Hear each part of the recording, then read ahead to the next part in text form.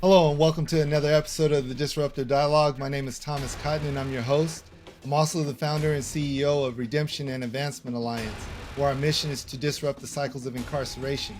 Today we have on our show Sabrina Brown Gray, and she's the author of a book called Mending Brokenness, A Spiritual Journey to Authentic Wholeness.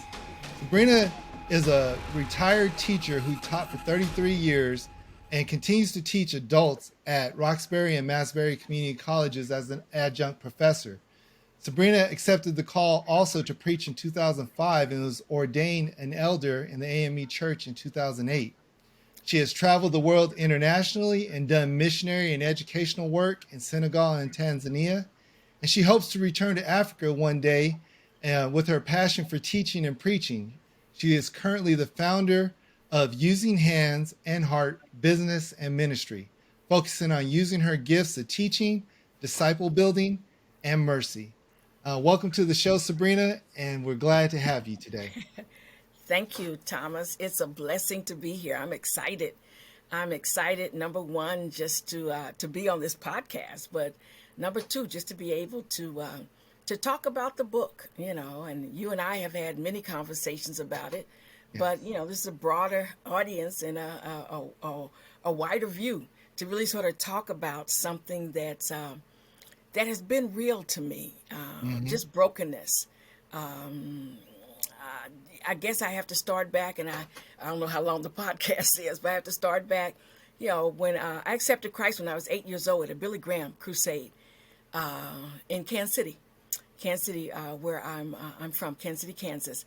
And so God's been working in my life for a long time. I didn't always know He was, but He was. And one way that He has shown me over the recent years is with the writing.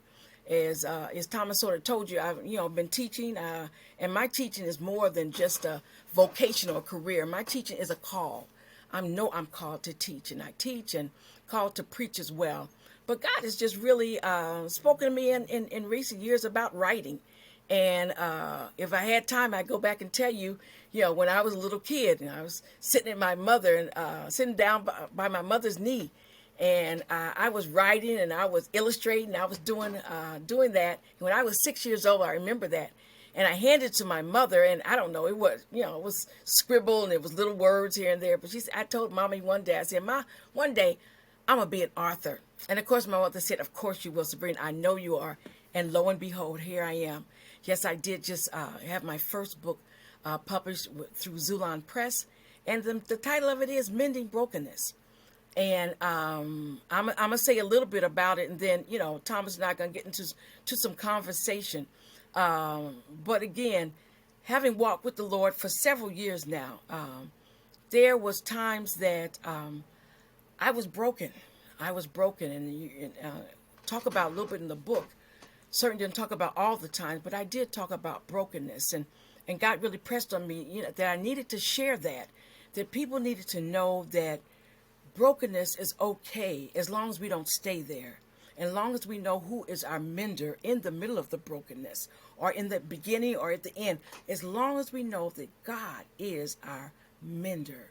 And God really pressed on me to really sort of share. Part of my ministry is being transparent, sharing some of the good, the bad, and the ugly. A lot of Right. times as Christians, we don't want to talk about the ugly, but I really take the risk of talking a little bit about the ugly in my book, talking about mending brokenness. So, Yeah. So when we think about mending brokenness and the brokenness that we all feel, it's a blessing to be able to see your transparency in writing about brokenness and just being here today. So I'm grateful to have you on the show. We have a deeper connection we'll talk about later in the show, but for right now, your inspiration, you're an inspiring person to be able to just share the clarity within your brokenness and this spiritual journey to authentic wholeness, not just being whole or faking it or looking good and acting good, but the wholeness that it takes to really mend brokenness. So why did you decide to just be as transparent as you are and write about brokenness?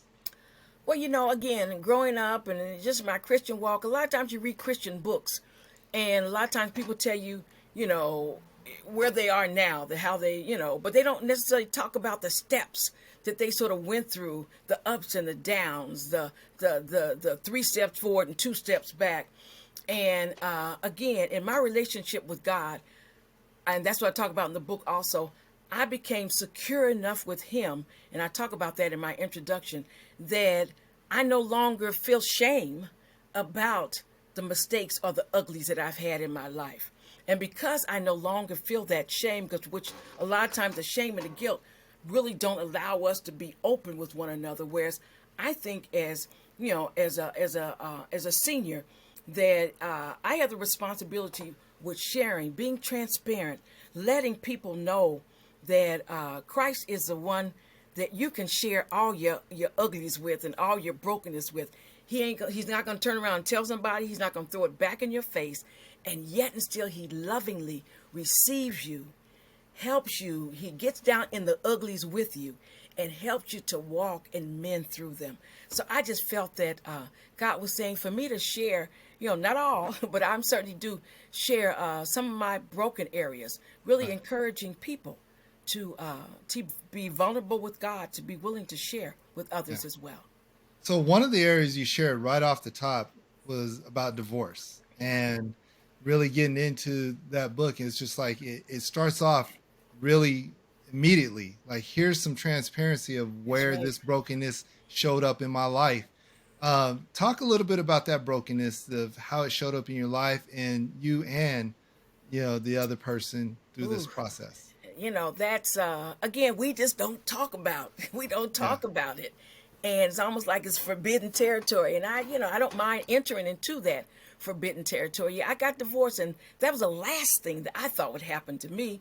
I just knew I was, in fact, I was determined to be married because my parents had been divorced. I said, I know I'm gonna stay married, and sure enough, that dream got broken, Yeah. and it came out of nowhere. I had no idea it was coming. And I was truly broken. And and I talk about this in the book. And brokenness really means that you just don't have that bounce back anymore. It's just like you're lost. You feel like it's the end of the road. You said you're holding on by all tens. Well, I had just lost my 9th finger, so that my 10th one was there, and I couldn't even hold on with that. I didn't know. I was angry. I was sad. I was frustrated. I was all that. And I had 5 kids, and trying to, work through that and trying to parent them and help them work through it. I end up moving back to Kansas. And I always say as a joke, Dorothy moved back home to lick her wounds. Dorothy went back home to lick her wounds. And that's exactly what it was. And I was angry. I was angry what happened. I was angry that God let it happen. But yet and still, as I tell the Lord the joke all the time, always when I get mad at God, a lot of people say, you can't get mad at God. Well, I do. I get frustrated and I tell him when I am. And I say, I'm not going to talk to you anymore. And then when I turn around, there I am talking to him again. There's not a time that I can't talk to God.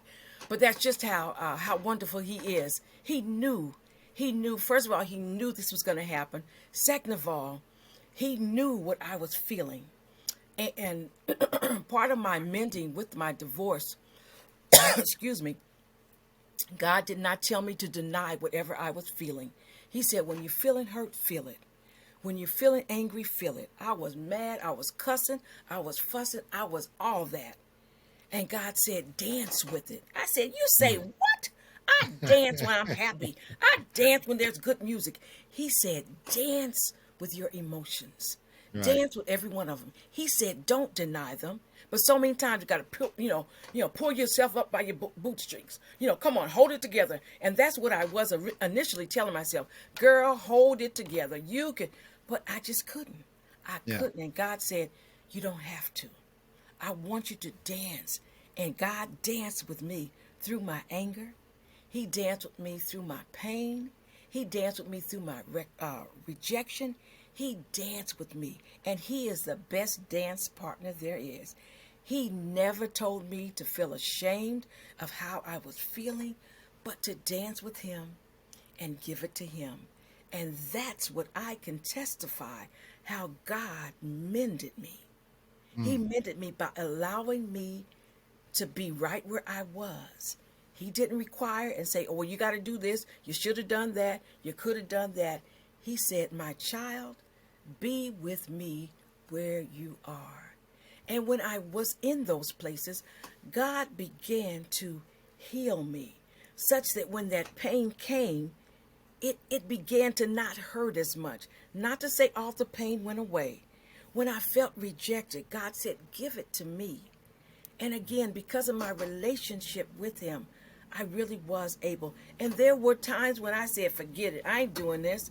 There were times when I said, this isn't working. But again, I stayed with God and he mended me and continues. And that's just this. The mending process is a continuing one, but it is a sustainable and it is a steadfast one. That's good. That's so good. And the name of your first chapter is Dancing with Brokenness. Dancing with brokenness. And you start thinking about how you dance through brokenness. Like people, like, I don't want to dance in my brokenness. Are you crazy? But sometimes to overcome some of the worst things, we have to do things that really don't make sense. Yeah. And and I want to just, in that chapter, I want to share one of the things that really jumped out at me first, when I first started reading it. It says, when we are broken, we hurt emotionally, psychologically, and spiritually. Our hearts are wounded. We self-medicate to deal with the pain using medicines like emotional eating, drugs, sex, spending money, or drinking. We do all this trying to fix the brokenness that only one can fix. Right. Only one can mend our brokenness, and that is Jesus. The many things that feel good to us can break us even more if you think about it. Like, we have all this brokenness, but the things that you said, like emotional eating, drugs, sex, spending, those things are the ingredients to more brokenness, to more hurt. And we tend to run to that, but run away from the things that can help us heal. Like for you, you did the total opposite. I'm gonna dance in my brokenness. I'm gonna embrace this. So tell us about that embrace of brokenness and how that leads to you having victory in your vulnerability. Well, again, it's not something that you would initially think, that you'd want to do. But one reason why I was able to embrace that is because of my relationship with the Lord. He really, it wasn't just about the brokenness of the divorce. God really had to, he had to mend me in some other areas. And the relationship that I have with him, I try to be as honest as I can with God. And the reason why I am honest with him is because, again, I know he ain't going to go and tell nobody. I know he's not going to throw it back in my face. Right. But he, again, there's a difference between conviction. When God convicts you, Satan sends guilt and shame, but God sends conviction. And that's what he did. He said, Sabrina, these are some areas that you need to work on. These are some areas you need to work on. I talk about there's a sermon that I preach when I go and I promote my book, and it's called "Let's Get Naked," and it's living a good story. And a lot of people say, "Let's get naked," And with that, I talk about a sermon series that's called Christ the one who lives in your home, something along that lines. And it's a cassette tape, tell you how old it is. But it talks about how you walk with Christ through every room of your house. You take him in the living room and say, oh, God, this is what we do here in the living room. And you take him into the kitchen. This is where we cook the meals. And you take him into the bedroom, into the basement, into the dining room, into the attic. And then at the end, the last one, you sit down and you say, well, Christ, praise God. You went through my home. What do you have to say? And Christ says, oh, thank you for allowing me to go through your home. You have a wonderful home, a beautiful home. But there's one room you haven't let me in. And you sit there and say, what? What? I took you through every room in the house. He said, no, there's that room in the back. Today's episode is brought to you by Redemption and Advancement Alliance, whose mission is to provide innovative support to people to disrupt the cycles of incarceration and poverty.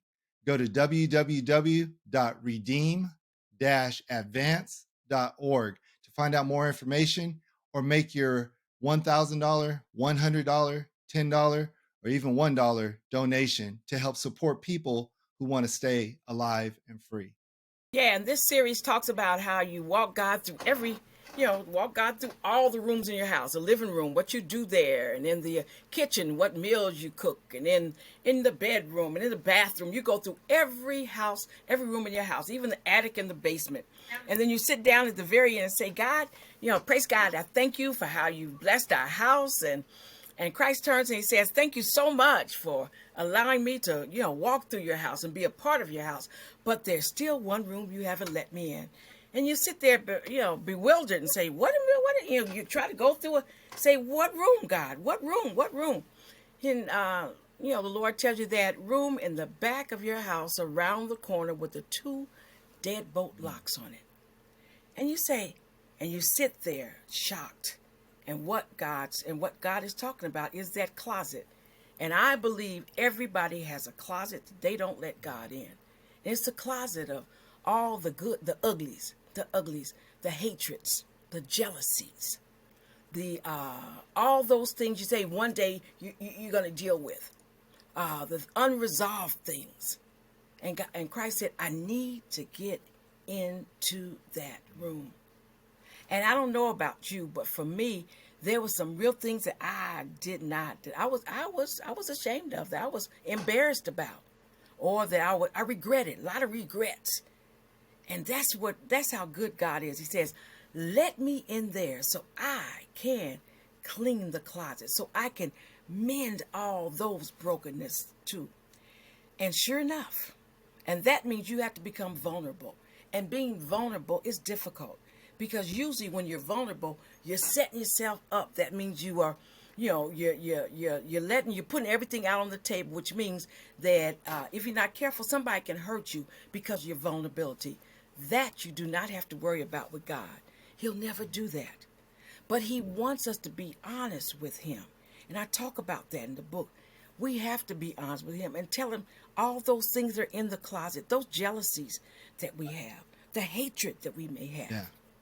And that is where when you can be honest with God that way, there's no limit to what God can do. And it's a process. I talk about in the book too. Sometimes it's immediate deliverance. And then sometimes it's a process. It's a process.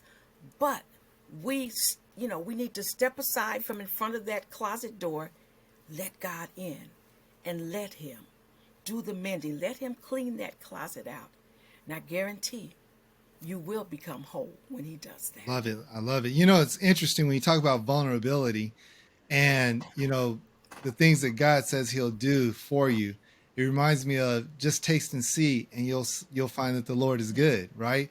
A lot of times we don't want to taste and see because the vulnerability that comes along, the shame, the everything else, but you address that shame when you're talking about, getting vulnerable, letting into that one closet that has a double bolt locks on it. And we all have that closet. Anybody who doesn't have that closet is not really being honest with themselves, right?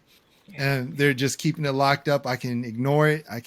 But you can't continue to ignore it if you're going to heal from mend this brokenness. You got to be straightforward with it. So you go down a little bit more in your book and you talk about storms versus suffering, which is like, wait a minute, you mean there's going to be storms, but it looks a little different. Tell us about storms versus suffering. Yeah.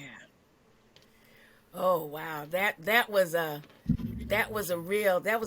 challenging chapter because I'm still working through that. I'm still understanding what storms are and suffering. And there's scriptures that I refer to. Talks about in Philippians. I believe it's in the third chapter. Says I want to suffer with you. I want to get to know Christ. To the point that I'm able to suffer with him. And then there's one in 1 Peter, I think it's 5 and 10, that talks about after we've suffered for a while. And that really was the scripture that I held on to in the middle of my brokenness. After I've suffered for a while, he's promised that he would come and he would mend us, that he would strengthen us, that he would give us, that he would support us. And that was what I held on to. So we talk about the suffering of Job, and we talk about the the all the different things that we go through, the sufferings and all. And I'm losing my train of thought, so I'm gonna have to stop there for a Yeah. minute. It's just the storms Suffering. versus suffering, right? Yes, And yes, so when you're going through yes, the yes, yes, storms and yes. understanding that there will be storms, right? There will be. There And will that's be. the things, the suffering that's not going to last forever. And when I started thinking about Yes. that, and when I was reading through that part, storms versus suffering, it's such an amazing part of the book because, you know, we often hear the scripture quoted, "No weapon formed against us shall prosper." We forget that the weapon will be formed though against us. It's just there's no That's right. prospering It in it. will. And so when I started thinking about storms versus suffering, that was the big deal to me. It was like, there are these storms, there is this suffering, but we can make through. Before we go further into the book, I'll be remiss if I don't back up and go to history because the history of brokenness didn't start in your marriage. And Ah, and when you go no. back to the history of brokenness, what are some of the things that stand out to you in the brokenness of your life that led you to like being a certain type of way and recognizing that, what, I can't be this way forever. I need to make some changes. So go back to the history. Ooh. And that's again what my book really talks about, and that means again being in a position, being vulnerable, being open enough that God can sort of walk through you, walk with you through some through other times. And I talk about the brokenness I had with my brother, and and the difficulties I had in that relationship when I was growing up. And I remember I didn't like my brother. I really didn't. I didn't like him. And God told me that I need to deal with that. I need to go and talk to him and tell him about the hurts that I had in our childhood and everything. So God truly had a sense of humor. Here I was, hurting. He said, go talk to him. And sure enough, we sat down and we talked and we prayed and we cried and we forgave and everything. And I came back home and I said, okay, God, I forgive my brother. Praise the Lord.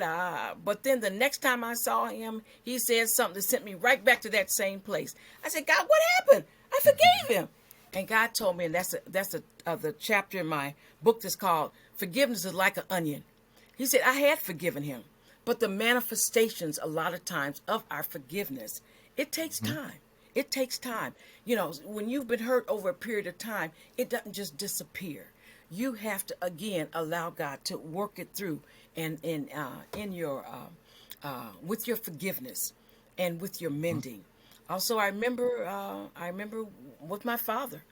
I remember when I've dealt with him with my father's passed on, but I remember just the difficulty I had when him and my mother got divorced. I tell people this all the time. I can remember times. I can remember when the night my father left, and I call that he abandoned me. I can paint a picture of it. Him and Mama were standing there, and he had his hat on, he had his overcoat on, and he had a suitcase there on the floor.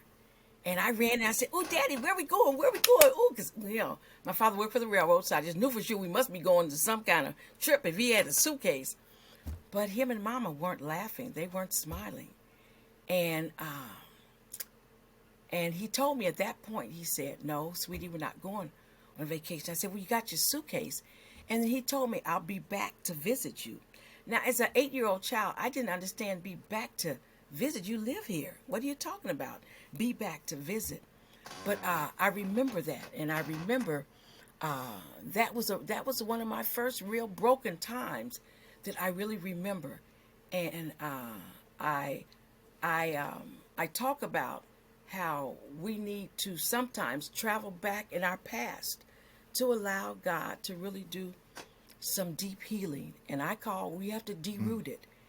Again, I talk about in Yep. my book how my father had a gardening tool, and he was outside, working with the dandelions. And I ran. I said, "Daddy, what are you doing? What are you doing?" He said, "I'm digging up dandelions and the little yellow flowers." I said, "You ain't got to do that. Just you yank the yellow flower off. Here they are." And my father said, "Oh no, dear. There are roots that are much deeper than that little yellow flower on top." And that's the way it is, that we have to allow God to deroot, to go back. Otherwise, it's just like snatching off the top of the dandelion. If we don't allow God to really deroot and to go back to where it first began, and that's why I went back to when my parents got divorced, that brokenness of abandonment. That's why I went back to the brokenness with my brother. That's why. Because I want God to get it I don't want to just yank off the yellow flower, because otherwise it becomes you're just doing the same thing over and over. But when God delivers you from the root, when he deroots it from there, you can walk in your deliverance. You can walk in your freedom. And that's a part of your mending, your brokenness mending too. You know, there's one big thing that you talked about, and I just want you to share how that played out in your life: forgiveness. You know, I talk about forgiveness often being like poison. You know, you drinking poison and expecting someone else to die. It's not going to happen. And then I also talk about how forgiveness anchors you to a moment in time where, until you learn how to forgive that moment in time, you never move really forward from there. Yeah. So how important was forgiveness to you in mending your brokenness? Well, again, because my relationship with Christ is most important. And I knew I had to deal with that. I knew I had to deal with that. Certainly, the Lord and I, we was going along fine. But when it's something just not quite right, and again, God didn't badger me over. You got to do. He didn't badger me with it, but he just gently said, "Sabrina, you need to deal with that." And he said, "We need to deal with that." So he said, "Go out there and deal with it. When you finish, let me know, and we'll see if we can get back together." No, he walked me through it. And I mean, it wasn't something that just happened automatically. God worked with me. And I really, I wanted to deny it. I wanted to reason it away. I didn't want to do it. So I was honest. I said, "God, I don't want to do it. I ain't doing it." God said, "Okay." And he just gently said, "Sabrina." And he just showed me so many ways and so many reasons why I need to do it. Because forgiveness, it ain't about the other person. It was about my relationship with God. And as I sought to grow deeper, I had to deal with that. As I sought to grow deeper in my relationship, I had to deal with that. It's not about the other person. It's not letting them off the hook. It's not saying, "Oh, what they did wasn't important." It's about my full, complete, total, mended relationship with God. I had to do it. I got to the point that I wanted to do it because I knew I needed that in order for my relationship to thrive and to flourish and to grow. So that's what mendiness really is. That's what forgiveness is really about. It's about your relationship with Christ. And again, he doesn't belittle, or he doesn't forget about how you feel. That some things have hurt us badly. Some things have really not done us very well. So God is never telling us that that's not important. But what he's saying, again, when we choose to forgive, let God, what they say, vengeance is mine, said God. He'll do it much better. So if we, again, and I don't want to sound facetious, and some things are hard to forgive. Listen, when you're abused, it's hard to forgive. So I'm not saying that it's going to happen just like that. But it's again, if you see it from the standpoint, what do I have to do for my relationship here?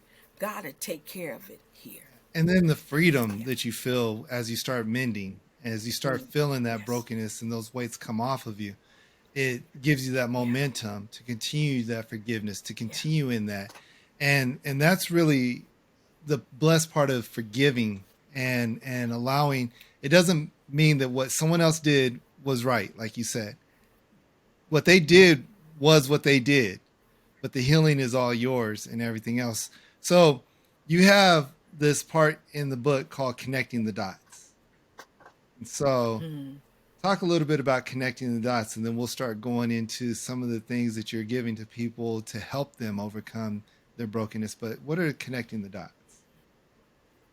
Connecting the dots. And I talk about, as a kid, I used to, the little books you Mm-hmm. had, and you had to start with number one, you connect number one dot with number two, and, you end up with a picture at the end. Well, a lot of times that's what the life dots are. And until you connect them, all they are just a lot of dots on a paper, a lot of dots with numbers. But again, God is the connector of all those dots. And sometimes when it just ain't making sense, when it just doesn't seem like, well, God, what is this picture? What is this? What is this? God will, again, if we trust him, he will help connect the dots. He will help you see that, again, nothing is wasted with God. Nothing is wasted with him. And every time, his word goes out, it accomplishes just what he pleases it to do. So we have to understand, and his thoughts are higher than our thoughts, his ways. So even when we don't understand or the picture, or it doesn't look like it's just a bunch of dots, God has a way of connecting them all and bringing it out for our good. All things work, and he will bring it out for our good. I promise you, he will. The picture may not look like anything, but just a bunch of little dots. And even when you begin to connect some, it's like, God, this is not turning out to be anything. Again, we've trusted him with our lives, so we have to depend that he has a plan, a picture for each of our lives. And that's important to know how to connect the dots too, because if you don't start connecting the dots, then when we get to, I don't know which exact chapter it is, but it's meditative mending questions. You can't really even participate in those questions if you don't have some of the dots there. What is your truth? When you start asking, what is your truth? If there's no dots there, then whatever truth you've actually formulated in your head, whatever narrative you have in your head, that becomes your truth. But what is the truth? Because there's a truth we believe and there's the actual truth that happened. Are you broken now? A lot of times we've come so far away from where we used to be, we feel like we're not broken anymore, but there's still a lot of brokenness and healing that needs to take place on a regular basis. And so, being able to answer those meditative mending questions are very important. What was your reasoning for putting those meditative mending questions into your book? Well, I think again, and I left places in the book, and I didn't really sort of understand. Again, one of them dots, didn't quite understand why I did, but I actually left places for people to write notes, and I'm just really praying that, as people read the book, that they will begin to write some notes to themselves, that they can really go back and really think about some of these things, and then so by the time you get back to the meditative thoughts, it's like, again, there's some dots right there, and okay, God, what are you saying? And sometimes you have to, step back to begin to see the dots, or you have to, ask God, what dot is here? Or sometimes we don't want to admit that a dot is there. So I think that, the meditative thought just helps us to begin to ask God, where am I? I think, where am I? Where am I in my dot picture? Or, what connection? Because God, I don't see any connection, or I may not even want a connection. I don't want that to be connected to me. I don't want that. So again, the vulnerability, the honesty, and then once we're at that point, again, God will begin to show you how things are connected, and how he's making a tapestry, a beautiful picture with you, with your dots in your life. Yeah. And those dots are so important to fill in, because as we start to ask the questions, we start to get answers. The one thing that I learned in my life is, I learned that asking the right questions gives you the right answers. When we're just asking God, why did I go through this? That's probably not the right question, because we get to vent. We're not listening for answers. We're actually just venting. But if we start thinking about stuff, why did I go through this particular thing? And how can this benefit me? How can this help me grow? What do I need to do in this situation? I found that asking the right questions gives us the right answers, because then we start to really challenge ourselves versus challenge everybody else. And so the important thing of asking questions, I thought that was so clever to put that right in the book, and to make sure that you give people an opportunity to ask these questions, to really recognize their brokenness and to recognize that, look, I'm still broken and it's okay. And that's Yeah. okay. So when you think about still being broken, because this is a journey, this is not a destination of healing is a journey, not a destination. As you're going through your healing and you still recognize the brokenness in your life, what would you share with other people who are, they're older in years, they may be 30, 40, 50 years old and they're still dealing with the same brokenness that they had in childhood? What would you share to encourage them to get to that mending part of brokenness? I want to say don't be discouraged and don't give up, and that's I mean that's easy to say when you're not in the middle of it. My whole thing is again, I don't mean to sound facetious at all, but we got to trust God. And I lost my train of thought again. And it's basically, what would you say to people to help them get through their brokenness into a point of healing? Okay. And number one, I think just like what you said, it is a process. You have to trust the process. You have to trust the process. The 3 steps forward and the 2 steps back. And you are in it for good with God. If you're in it for good with God, you will have some steps forward and some steps back. I can't emphasize enough just making sure this happens with your relationship with God, because once this relationship happens with God and once this is strong and you're constantly working on this, everything else, just like it says in Matthew 6, if we trust God, that and if we put him first, he's going to make sure everything else is taken care of. And you're right, it's again, everybody's steps may not necessarily be the same, and I don't know if anyone's going to go through the same thing that I did, and that's not important. What is important is, again, trusting God that he's got a plan. He has a plan, and he's willing to walk with you through it and to get you to that Absolutely. plan. If we say we love the Lord, if we say that, then we've got to walk it. We've got to walk it. We've got to talk it. We have got to be vulnerable. We've got to be honest. We've got to allow him to walk through our hurts with us, walk through that brokenness with us. And again, we get stronger. That's almost the oxymoron of it. You get stronger. You get stronger in the weak times. You get stronger as you yield. You get stronger, as some people say. When you become vulnerable, when you become honest, a lot of people see that as weakness. And how can you become stronger in that? And that's because God is the one that replaces all that hurt and all those things with his strength. We can't do it by ourselves.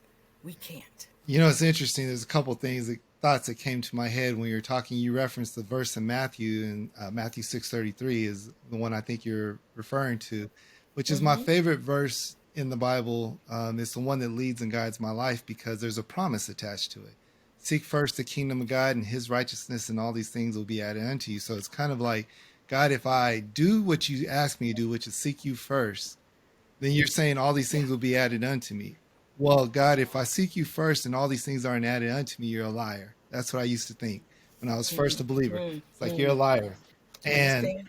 but Understand? so I Mm-hmm. do it, and I did it then, I do it now. And it's almost as if God is saying, that's easy work for me. That's easy work, but you gotta put in the work to really seek me first. And then the other thing is, when you say we get stronger through these things, and that you gotta allow God to walk with you through these things. And it reminds me of the uh, footprints in the sand poem, where you know during life we're walking and then God's there. There's two sets of footprints, and then we start going through hard times. There's only one set of footprints, and we go, God, why did you leave me in this situation?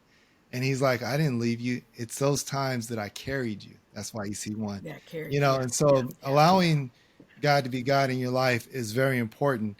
And being able to mend your brokenness, the spiritual journey through authentic wholeness. Now, There's so many different things. It's an easy read. The book is not that long. It's a very easy read, but it's powerful. It's packed full of different ways of looking at our brokenness from a different perspective and becoming better within that. So before we head out today, I just want you to share your last thoughts about, this book, what it means to you and why you want people to have it in their hands. Yeah, yeah, yeah. I was thinking while you were talking too that a lot of times in our Christian walk, a lot of times when people accept Christ, you say, "Come accept Christ." God will be, will help you and will love you, but we also have to understand that there is suffering. There is suffering in the Christian walk, and a lot of times we don't want to talk about that, and we don't want to talk about the suffering. But again, that scripture in Philippians 3:10 that says, that we want to know. I remember Paul was talking about how he was from the right family, he had the right education, he had degrees, he had everything, but he said that is nothing. That is nothing compared to the knowledge of knowing God, and that needs to really sort of be our aim, that we would know God, and knowing Him, we have to also know suffering. Now, we don't have to be masochists. We don't say, "Oh yeah, God, send me all the suffering." No, but we have to understand. We have to understand that even because He said, if we suffer with Him, we will reign with Him. That suffering is part of our Christian walk. And we might as well, if that's a part of it, we might say, "God, come on, let's do it. Walk with me." And I think if anything, with my book, again, I'll go back to the sermon that I preached. Let's get naked before God, get naked before Him, and live a good story. Live a good story. I believe every one of us has a story, and I believe Christ wants us to share our story. You may write a book, you may not, I don't know. But the point of it is, we all have stories. We all have stories about how Christ has worked in our life. We need to be willing to share that. Tell it to a young person. Tell it to a friend. Tell it. And I think that's what I really want people to really get from this book, is that you have a story. And as the saying goes, your story is your greatest asset, not your 401k, not your 401b. Your story is your greatest asset because it's yours. It's not mine. It's your story. It's your story of how God has worked, has mended, has helped you through broken times.